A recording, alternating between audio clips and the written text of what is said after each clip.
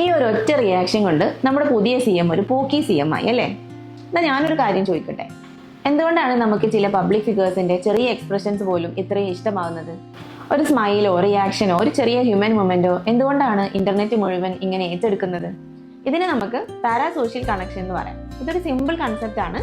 പാരാസോഷ്യൽ relationship എന്ന് പറഞ്ഞു കഴിഞ്ഞാൽ നമുക്കൊരാളെ പേഴ്സണലി അറിയില്ല, അവർക്ക് നമ്മളെ അറിയില്ല, പക്ഷേങ്കിൽ നമ്മളിങ്ങനെ റിപ്പീറ്റഡ് ആയിട്ട് അവരെ ഇന്റർനെറ്റിലൂടെ കാണുന്ന സമയത്ത് അവരെ നമുക്ക് വളരെ പരിചിതമായിട്ടുള്ള ഒരാളായിട്ട് തോന്നും.